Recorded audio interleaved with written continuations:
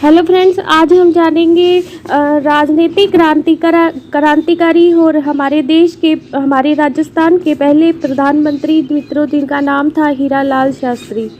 मित्रों, हीरालाल शास्त्री का जन्म जो है वो जयपुर में होता है, जोबनेर में, और इनकी माता का नाम था नारायण जोशी और ममता जोशी। मित्रों, हीरालाल शास्त्री के बारे में विस्तार से बताने से पहले मेरी आपसे रिक्वेस्ट रहेगी कि चैनल को लाइक, सब्सक्राइब और शेयर जरूर करें। जोबनेर से मित्रों इन्होंने 10वीं कक्षा पास की और जयपुर से इन्होंने बीए की पढ़ाई जो है मित्रों पूरी की। 6 वर्ष तक मित्रों इन्होंने राजकीय सेवा में काम किया। इसके बाद मित्रों अर्जुन लाल सेठी के संपर्क में ये आ जाते हैं और अर्जुन लाल सेठी के संपर्क में आने के बाद मित्रों इन्होंने राजकीय सेवा से त्यागपत्र दे दिया और त्यागपत्र देने के बाद मित्रों ये राष्ट्रीय आंदोलन से जुड़ गए। अब मित्रों राष्ट्रीय आंदोलन से जुड़ गए तो इन्होंने राष्ट्र सेवा के कई कार्य किए। इसी दौरान इन्होंने एक गीत लिखा जिसका नाम था परल्य प्रतीक्षा नमो नमो। परल्य प्रतीक्षा नमो नमो, ये परल्य प्रतीक्षा नमो नमो इनका गीत इतना लोकप्रिय हुआ कि राजस्थान के क्रांतिकारियों की हर क्रांतिकारी की जुबान पर मित्रों इनका एक गीत गूंजता था, परल्य प्रतीक्षा नमो नमो।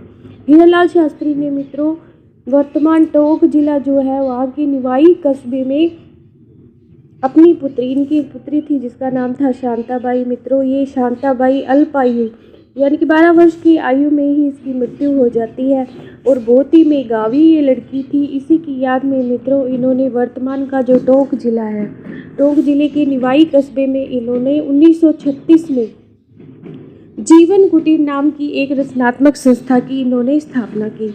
मित्रों ये जीवन कुटीर जो था प्रारंभ में वस्त्र बांटने का कार्य, गरीब व्यक्तियों में वस्त्र जो बांटे जाते थे इस संस्था के द्वारा बांटे जाते थे। मित्रों इस जीवन कुटीर को बनाने के लिए हीरालाल शास्त्री ने काफ़ी प्रयास किए और काफ़ी लोगों से आर्थिक सहायता इन्होंने प्राप्त की। काफ़ी लोगों ने इस जीवन कुटीर को खोलने में इनको मदद की और हीरालाल शास्त्री ने अपने जीवन का अमूल्य समय जो है इस जीवन कुटीर संस्था को दिया और गरीब लोगों की मदद करने का बीड़ा उठाया। मित्रों इस संस्था के माध्यम से वस्त्र स्वावलंबन की दिशा में भी महत्वपूर्ण शिक्षा दी जाती थी। वर्तमान में मित्रों ये जो संस्था है वो वनस्थली विद्यापीठ के नाम से जानी जाती है। मित्रों वर्तमान में टोंक जिले की ये संस्था वनस्थली विद्यापीठ अंतर्राष्ट्रीय स्तर की अंतर्राष्ट्रीय ख्याति प्राप्त महिला शिक्षा का उत्कृष्ट स्थान है और मित्रों यहाँ पर अध्यापन करना बड़े ही गौरव की बात मानी जाती है। हीरालाल शास्त्री जी की पत्नी रत्ना शास्त्री जो है, जिनका नाम क्या था हीरालाल शास्त्री की पत्नी का, रत्ना शास्त्री। मित्रों ये रत्ना शास्त्री जो है वर्षों तक इस संचालिका रही है, इस वनस्थली विद्यापीठ की संचालिका रही है। शास्त्री जी ने मित्रों जमनालाल बजाज के कहने पर ही शास्त्री जी ने दूसरी बार जयपुर प्रजामंडल की स्थापना की और इसकी अध्यक्षता की। हीरालाल शास्त्री द्वारा 1942 में इसकी अध्यक्षता की गई, किसकी मित्रों, जयपुर प्रजामंडल की। और मित्रों जिस वक्त भारत छोड़ो आंदोलन शुरू होता है 1942 में, उस वक्त जयपुर के प्रधानमंत्री जिनका नाम था मिर्जा इस्माइल, मित्रों जयपुर रियासत के प्रधानमंत्री मिर्जा इस्माइल और हीरालाल शास्त्री के मध्य एक एग्रीमेंट होता है जिसे कहा जाता है जेंटलमैन एग्रीमेंट।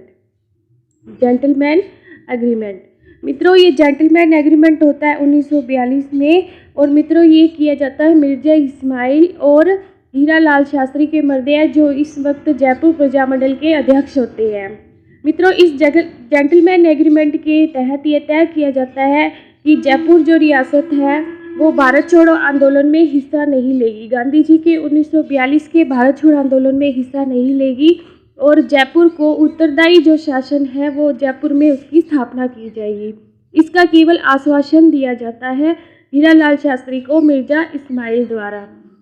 मित्रों हीरालाल शास्त्री जयपुर प्रजामंडल की भारत छोड़ो आंदोलन में शामिल न होने की घोषणा कर देते हैं और इसी का कारण ये होता है कि मित्रों भारत या राजस्थान की हम कहें तो राजस्थान की जो जयपुर प्रजामंडल है वो भारत छोड़ो आंदोलन में हिस्सा नहीं लेता है।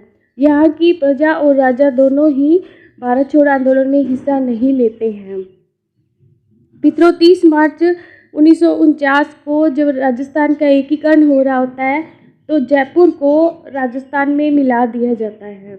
मित्रों राजस्थान की 4 बड़ी रियासतें जयपुर, जोधपुर, बाड़मेर और बीकानेर ये 30 मार्च 1949 को राजस्थान में मिलाई जाती हैं और राजस्थान की जो प्रथम मनोनीत मुख्यमंत्री हैं वो हीरालाल शास्त्री को बनाया जाता है।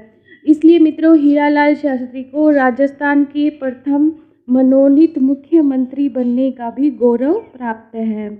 मित्रों राजस्थान की जो राज प्रमुख थे उनका नाम था सवाई मानसिंह द्वितीय। राजस्थान के प्रथम राज प्रमुख सवाई मानसिंह द्वितीय को पहली बार मानसिंह द्वितीय ने पहली बार जो शपथ दिलाई हीरालाल शास्त्री को वो मानसिंह द्वारा ही दिलाई गई थी। मित्रों इन्होंने अपनी आत्मकथा भी लिखी और आत्मकथा लिखी प्रत्यक्ष जीवन शास्त्र के नाम से। किस नाम से लिखी? प्रत्यक्ष जीवन शास्त्र। प्रत्यक्ष जीवन शास्त्र के नाम से इन्होंने अपनी आत्मकथा लिखी हीरालाल शास्त्री ने। मित्रों 16 दिसंबर 1974 को इनकी मृत्यु हो जाती है। धन्यवाद मित्रों। हीरालाल शास्त्री के बारे में इतना ही। Please like, subscribe and share this video.